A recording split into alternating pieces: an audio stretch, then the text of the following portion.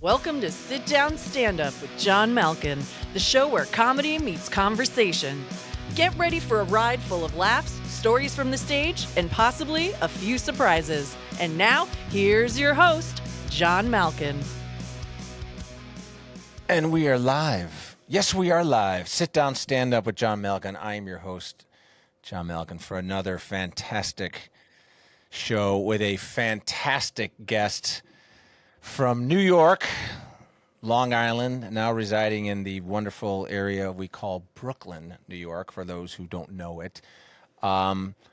This guy is a pro.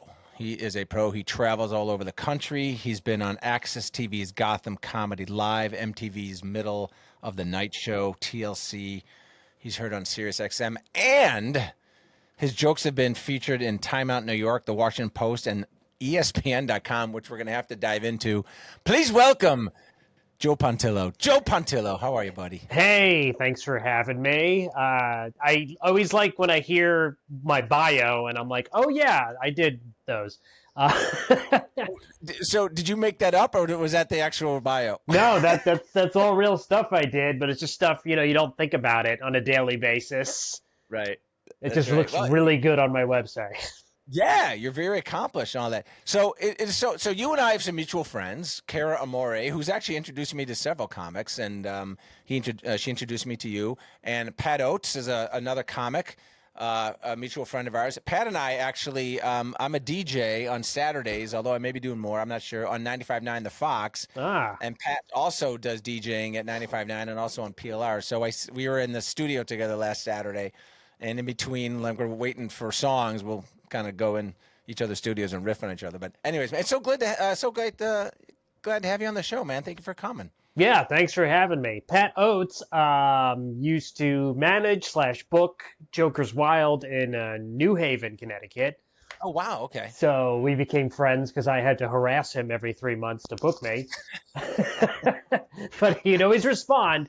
That's what we do as comics. Yeah, and one time he opened for me at one of my first headlining gigs, which took place in a strip club in New Hampshire. So love it. We have some history. I bet you the strip clubs in New Hampshire are just they're mint, aren't they? That's that's the secret to New Hampshire. That's why so many people live I think strip clubs were founded in New Hampshire, and then they eventually made it to Vegas. But I think they started in New Hampshire. It was a lot easier. That was like the beta test, Yeah, so less police. Less police. So you're a busy guy. You're on the road a ton. I mean, because you talk about you've been in 25 states, but I looked at your on your website. I think it's joepontillo.com. Correct.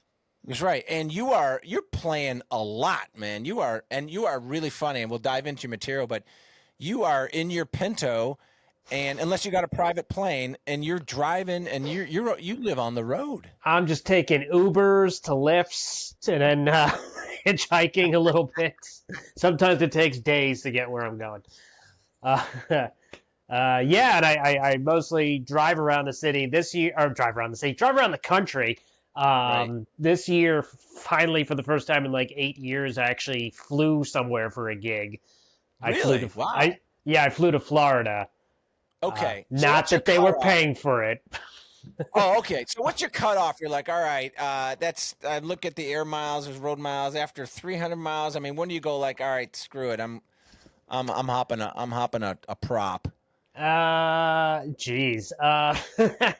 I think my thought process with flying to Florida, because I've driven to Florida, which is a haul. Yeah, which is how can I get there and back somehow within 48 hours? And I pulled it off. Yeah, you ways that. That's a tough one. Yeah. That's a tough one. That's so cool, man. And so tell me, so you've I love talking about the background of the comics. How did you get into comedy? First of all, you are really funny, and people who are listening to the show, you got to go check out Joe Pontillo, and we'll talk about and so to let everyone know right now where they can. So if people are listening, and eventually be watching the show when I post it on YouTube, but where can they find you and your stuff right now? JoePontillo.com, PONTILLO. But where else can they? What's your handle? Your social media? Well, on Instagram and TikTok, I am Pontillogram, one word, and Then on YouTube, which is actually where my last special was, no one asked for this. Yes. And then that's also where my podcast is and where I post shorts and sketches and things of that Yes. nature. My first special was on Amazon, so I was like, how could I go backwards career-wise? And boom, YouTube. And then I think the next one will be on MySpace. We'll see what happens. MySpace. Yes, that's great. That's my favorite.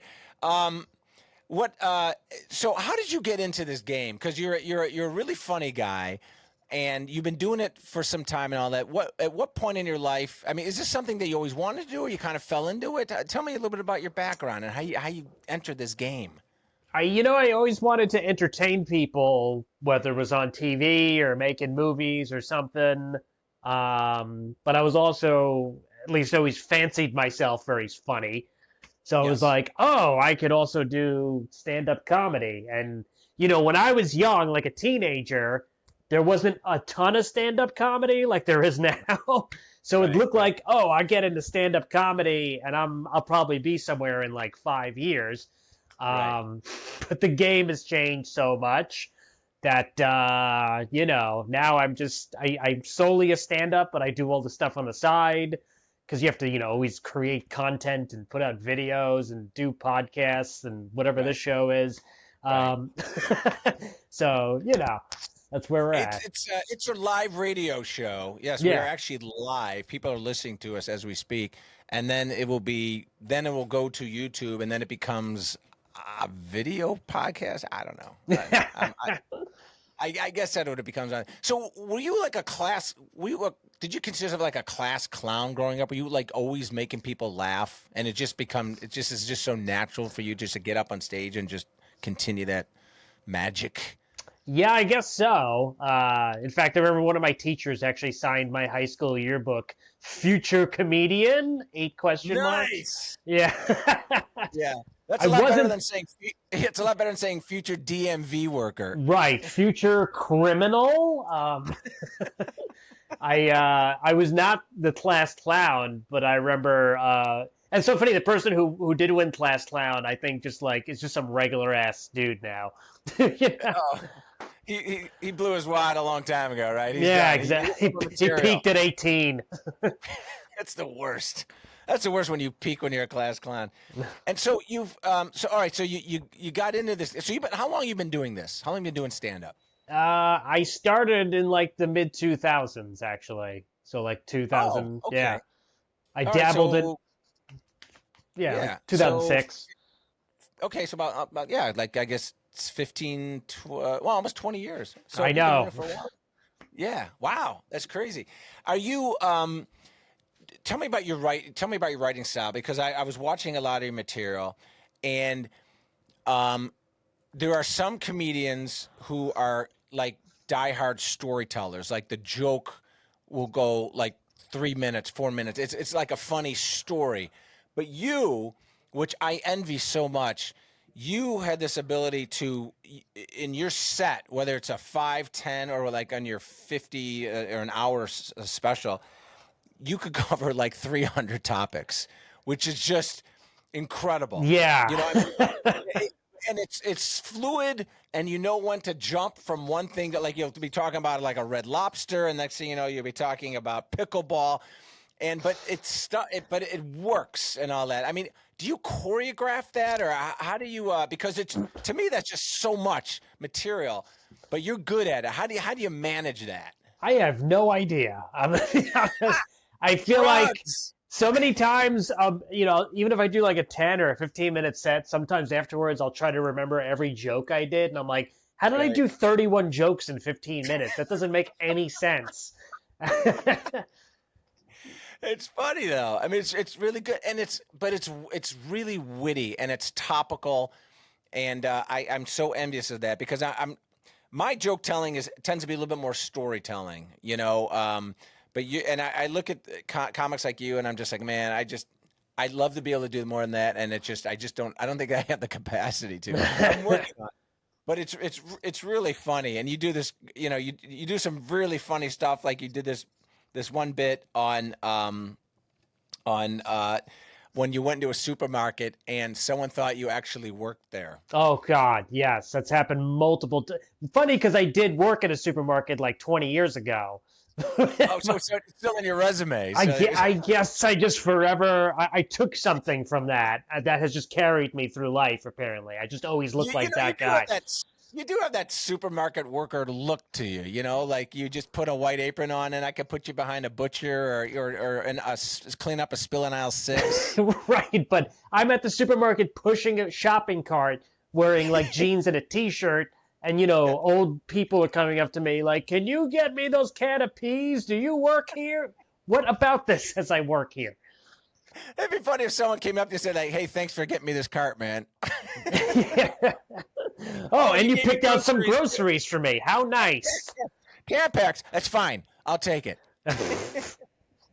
I always find when you go to a supermarket, and I love this. Like people are so damn lazy. Like, like you'll pick up something like in aisle 3, and then like you're in aisle 7, you realize I don't need this anymore.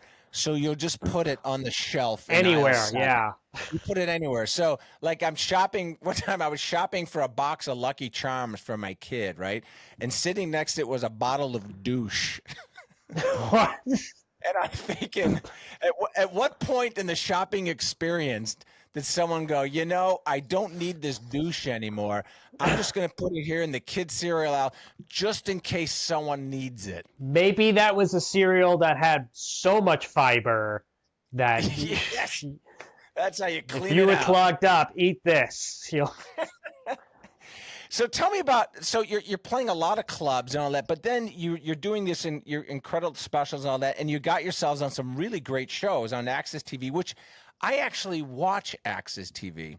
I talk to a lot of my friends. They've never heard of it, but Access TV, they used to do a lot of comedy. I don't know if they do any comedy anymore, but there used to be a ton of comedy, and I think they're still doing music, and I guess at night they do like wrestling, but whatever. Yeah. But you also are on MTV. And you're Sirius XM. So how did you get into these great gigs? How because comics want to know how you work this magic to get into these great things. Who'd you sleep with? Let's start there. Less sleeping and more hunting. I feel like just waiting outside the club, being like, "Can you get me on this?" In a nice way. Well, right. I don't know how I got myself on Gotham Comedy Live because I don't.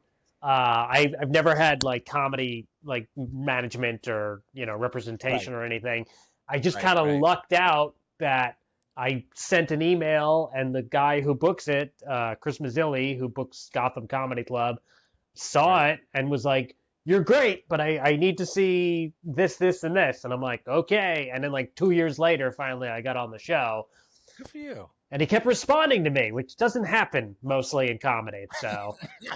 Especially when you're married.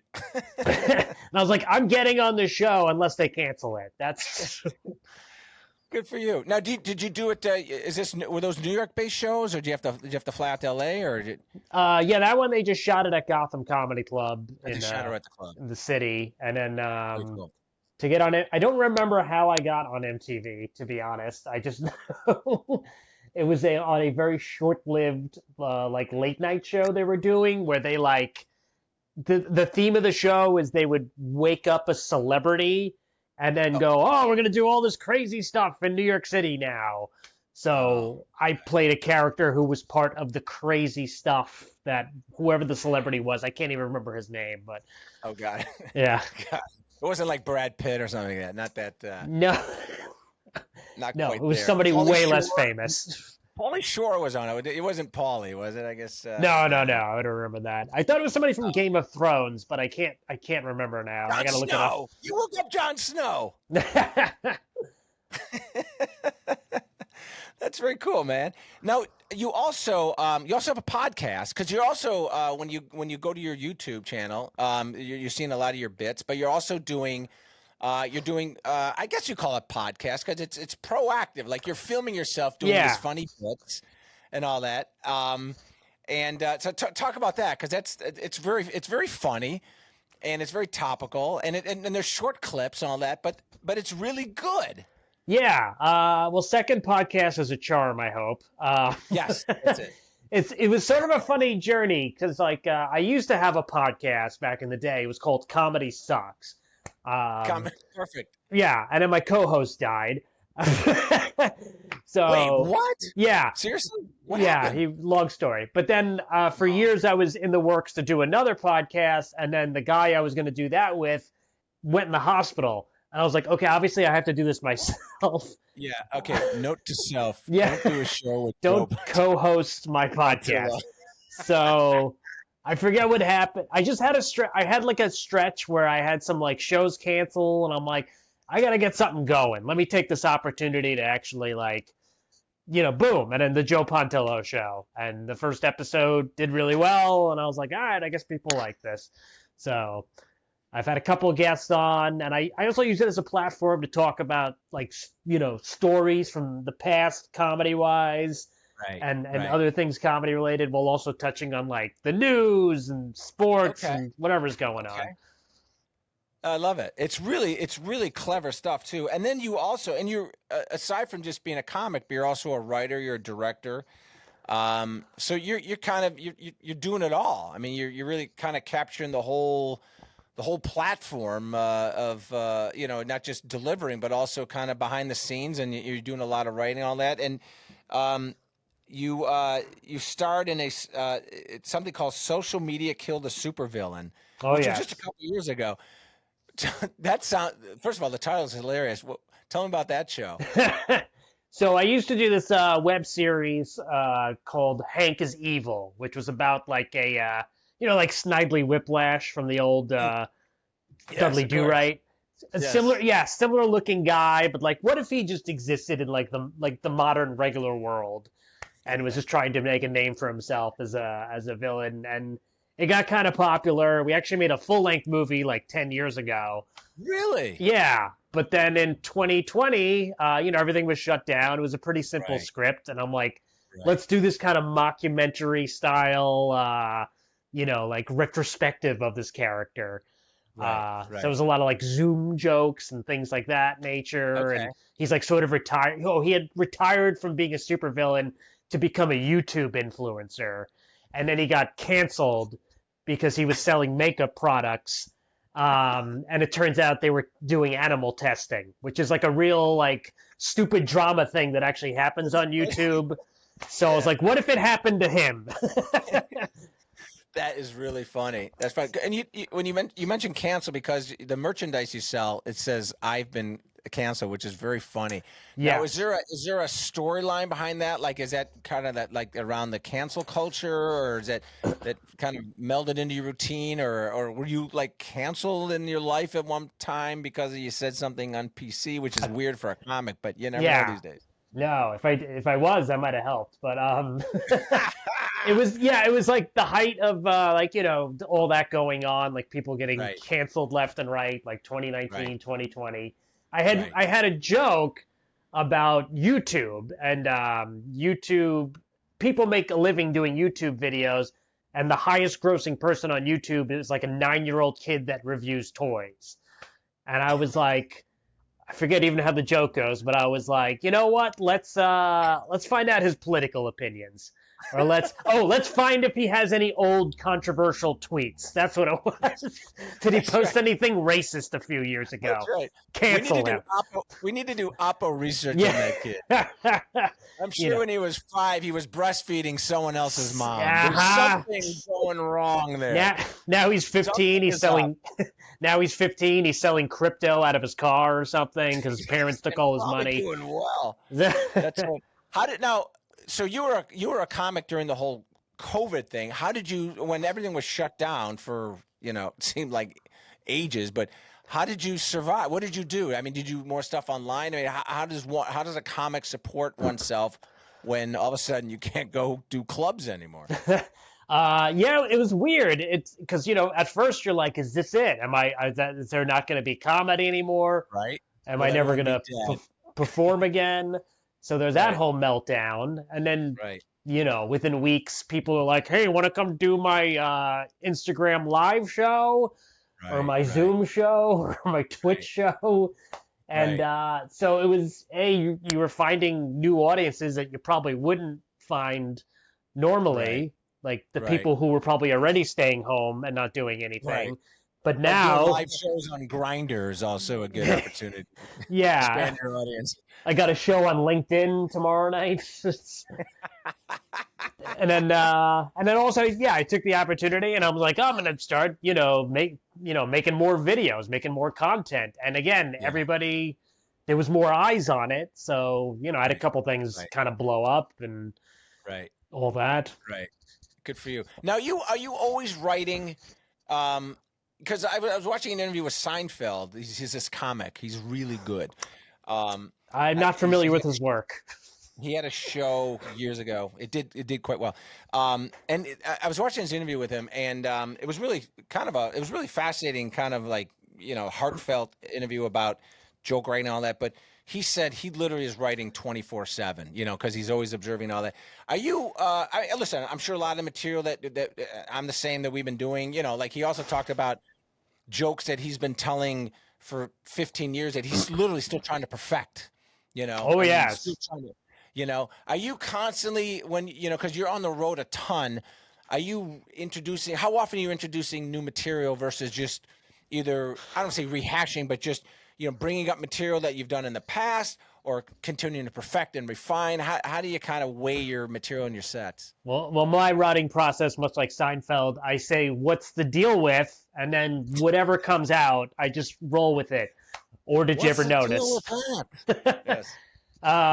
Yeah, that's true about like jokes that just like, there's jokes I've done probably for like 10, 12 years, but they're never done. They're never finished. Right. You can always add, you can always reword them. Right. New things happen that you can add to that joke. Correct.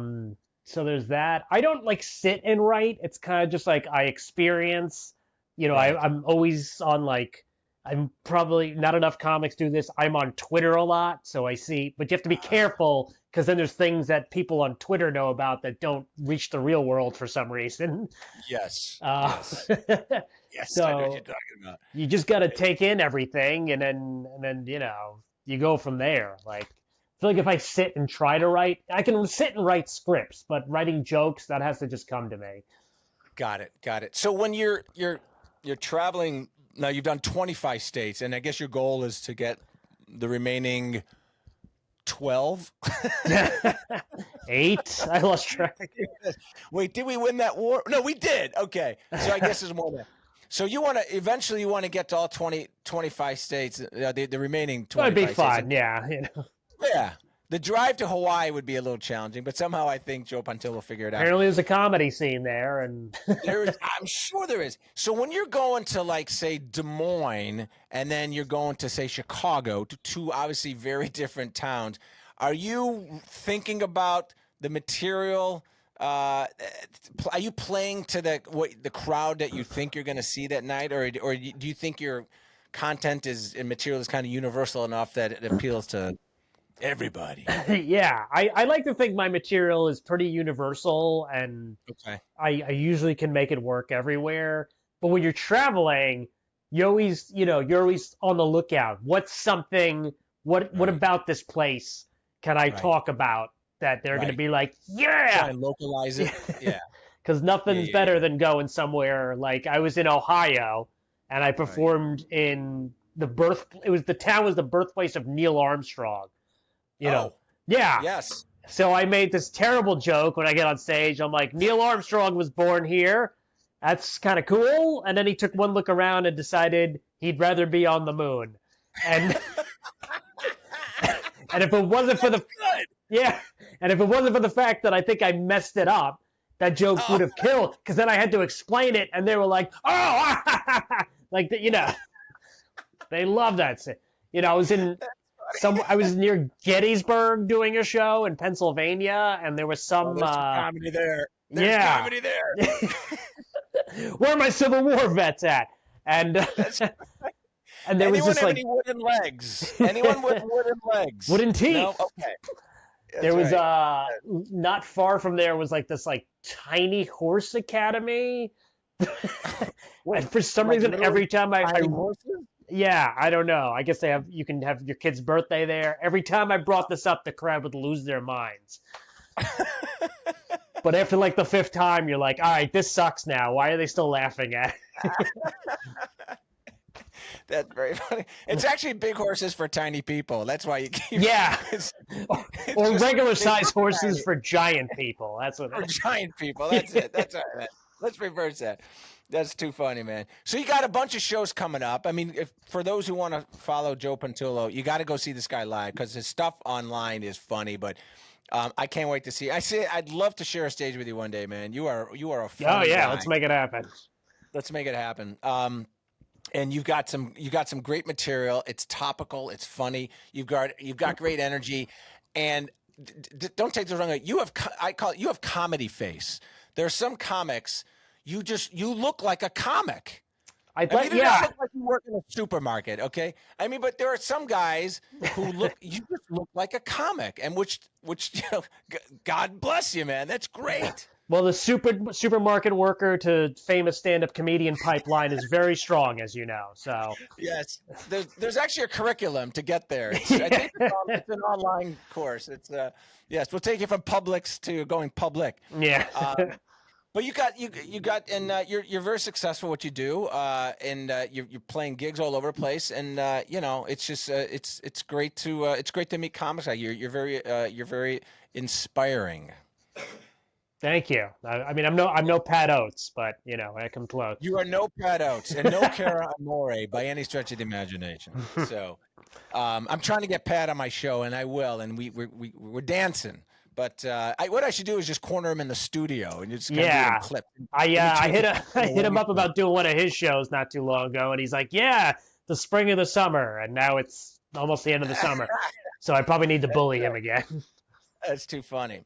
Well, to close out this show, and by the way, Joe, I truly appreciate you coming on. I know you got a busy schedule, and thank you for taking the time. I have this little bit of the show I call Repeat Offenders, which I basically are going to throw 5 questions at you, and you just say the first thing that comes to your mind. Oh, okay, great. All right, here we go. Question number 1, Joe Pontillo. If you could invite anyone over to your house for dinner, dead or alive, who's coming over? Pat Oates. No, God, no. I don't think I want anybody over my house. Nobody. Okay. Well, clean it and then invite someone over. If Jesus was real, get Jesus over here. Let's make some miracles. The conversation would be awesome. By the way, when he walks in your house, he might be levitating. Yes. So make sure you have a high archway. Yeah, Jesus, take the wheel. Let's go to a bar. Last thing you want to do is knock out Jesus when he hits your threshold. Okay. Jesus it is. All right. Question number 2. If you could tour with any comic, dead or alive, those who are around today or those who aren't, who would you tour with? Oh, my God. Well, only because he was kind of one of my inspirations for, like, how I wanted to be on stage. Maybe Lewis Black. Nice. Yeah. When I Yes. saw him performing, I was like, that's the type of energy I want to bring to the stage, Right? Oh, his energy is fantastic. As is yours, by the way. All right. Question number 3. If you were a ghost, who would you spend the most time haunting? Everyone who doesn't respond to my emails. Yes. Yo, you're going to book me now? You would be haunting a lot of people or just a few people? At least a dozen, maybe, depending on the week. All right. You'll be busy. All right, here we go. Question number 4.